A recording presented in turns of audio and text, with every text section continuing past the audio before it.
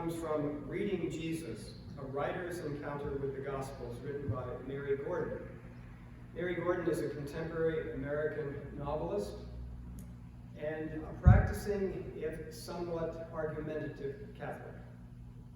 She takes the stories of the Bible seriously, both as a believer and as a writer. And here's what she has to say about our gospel lesson this morning from the 8th chapter of the Gospel of St. John. A story familiar to many from their Sunday school days or the reading of their Bibles that we received back then, and sadly, unfortunately called The Woman Caught in Adultery, because it's really a much larger story. The stories in John are wonderful. They are deep and they are rich. They are really parables more than just facts. They tell a story to show a message, and they do it artistically and powerfully. We will hear the story a few minutes from now, but here's what Mary Gordon has to say after contemplating and thinking deeply about this story and what we're supposed to learn from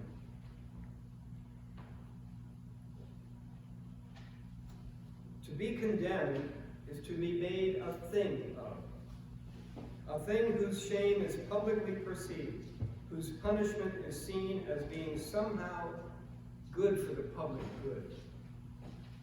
Condemnation, a sign of the range of possibilities implied in the loss of freedom.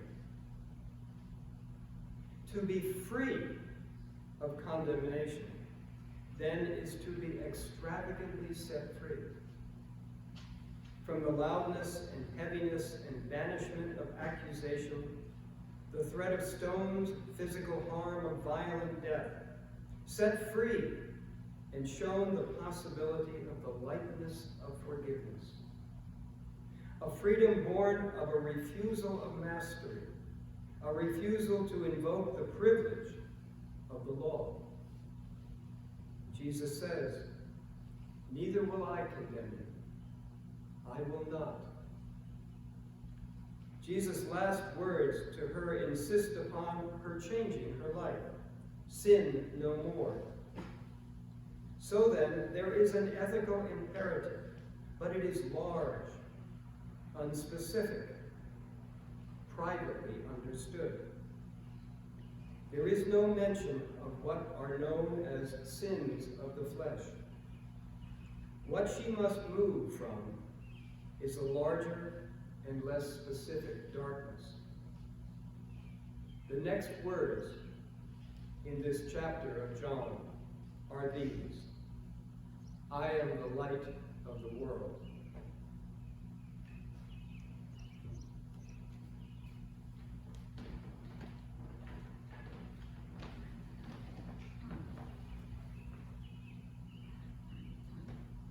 The gospel lesson today is taken from the book of John, chapter 8, verses 2 through 11.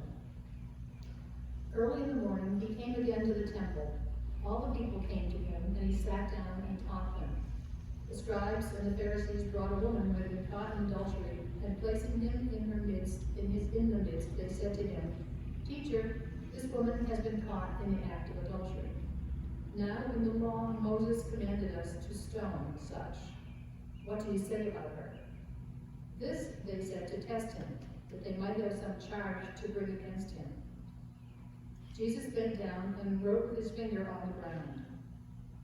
As they continued to ask him, he stood up and said to them, "Let him who is without sin among you be the first to throw a stone at her."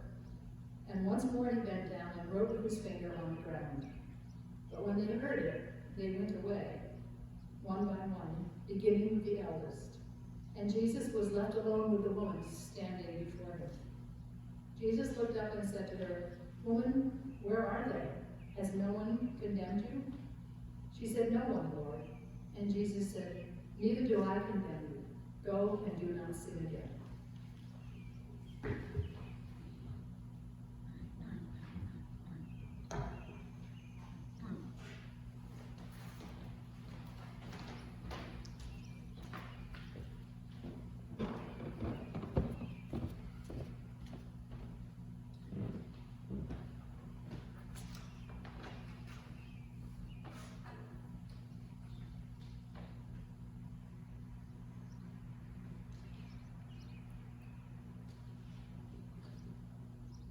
Columbine High School, 1999. 15 died. West Nickel Mines Amish School, 5. Virginia Tech University, 2007, 32. Sandy Hook Elementary School, 26. Santa Fe, Texas High School, 10. Robb Elementary, 21.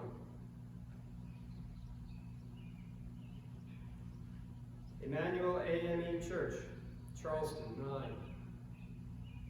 Sutherland Springs Baptist Church, 26. Tree of Life Synagogue in Pittsburgh, 11.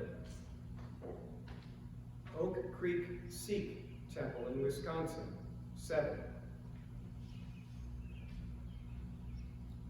For most of us, these were names we did not know. But for all of us now, they are names we cannot forget. I understand from the news, and there's been so much news that has broken our hearts this week, that there have been over 600 school shootings since 2000. But it's not about the numbers. We can't grow numb to numbers. I do not have a solution to this. But I do have a story to tell. 10 years ago, I was the pastor at First Church in Jaffrey Center, nearby. It was Advent, it was December. Everything was set for that Sunday in Advent in church. And then we got the news about Sandy Hook Elementary in Newtown, Connecticut. And I knew I had to say something to help the people who came that Sunday. I couldn't be silent, not when it was screaming in the skulls of all of us. So I started with an appeal. And I said, when in this country are we going to talk about this? And then an unexpected thing happened. A young family, and we didn't have many in Jaffrey Center. We didn't have many at First Church. A young family that had recently moved into town and had chosen to try us out were sitting in the back. A husband and wife in their mid to late 30s, an elementary school child, and the mother had an infant in her arms that she'd just recently given birth to. And when I said, when are we going to have a conversation about this? Her husband jumped up and said, "That's it, I'm out of here," and walked out. We went on. She stayed with her children, left quickly afterwards. But I cannot forget his reaction. And it became a parable for me about the tragedy that we are adding on top of tragedy. We're not talking to one another, we're talking past one another. One group has ideas and a solution, and they believe they're absolutely right. And another group has ideas and a solution, and they think they're absolutely right. And you know when human beings are most dangerous? Is when they think they're absolutely right. Because anything can happen. When are we going to talk about this with each other? Not just those who agree with us, but all of us. I don't know, but God make it soon. We know from our own lives that when someone, a friend, or a husband or wife, when we argue, and the wife says to the husband, "You just don't get it." Or the husband says to the wife in anger, "You just don't understand." We know that there will be no love in that house that night. And when a teenage daughter screams at her mother, "You just don't get it," or a son yells at his father, "You don't understand," there will be no peace in that house that night.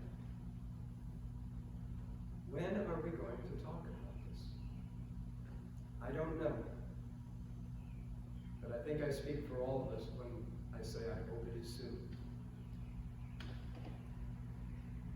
This parable from John's Gospel came to mind this week because as more I thought about people not talking and assuming that they knew what was the right thing, this parable came to mind, and the genius of Jesus and the genius of the writer of the Gospel of John came back to me. Let's review it. Jesus is teaching. Then he's interrupted by people who don't like him, who drag a woman who they say has been caught in the act of adultery, not to punish her, but to use her as a test case against Jesus to trap him. It's always helpful to have the history right to understand and get the verse right. Yes, there is a passage both in Exodus and in Deuteronomy that says a man and woman caught outside of the bounds of their own marriage, if they're caught in what we call adultery, then they are both to be condemned and stoned to death. Jewish scholars will tell you they doubt that that ever actually happened. But that is what it says. That's the letter of the law. And these who were coming to try and trap Jesus used that as their trap.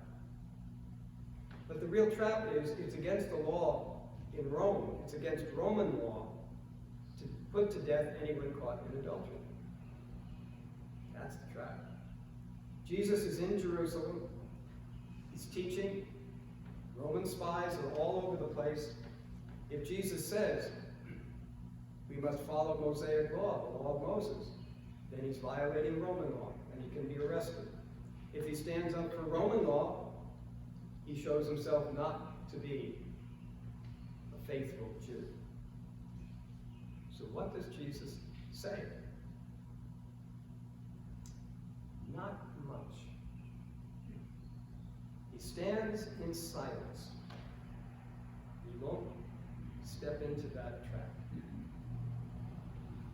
And then he says to them, all right, the one who is without sin, pick up a stone and you be the first one to stone her.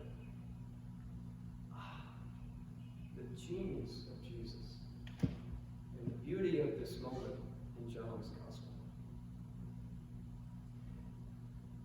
No one can say they are without sin.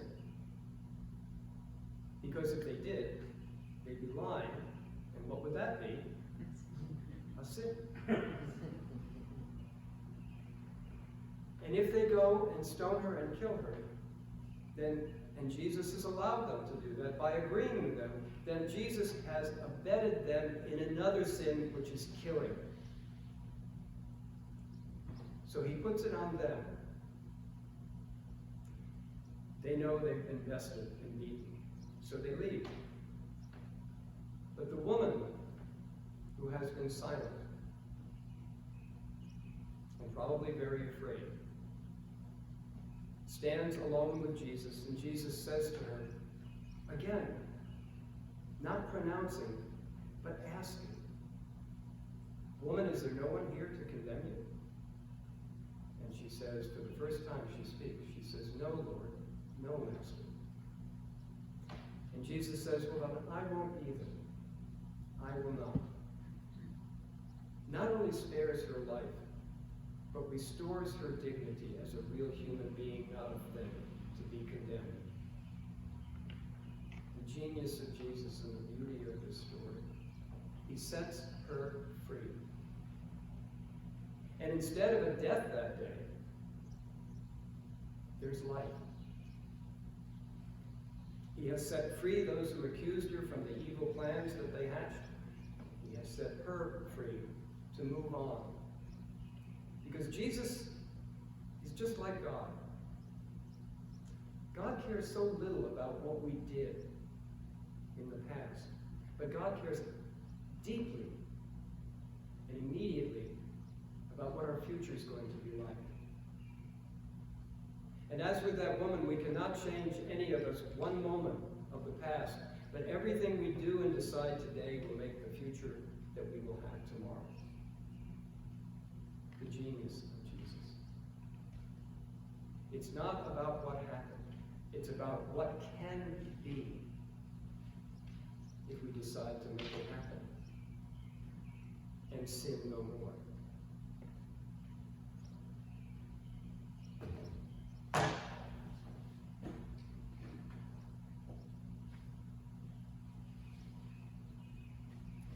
What a friend we have in Jesus. All our sins and griefs to bear. What a privilege to carry everything to God in prayer. Oh, what peace we often forfeit. Oh, what needless pain we bear. All because we do not carry everything to God in prayer.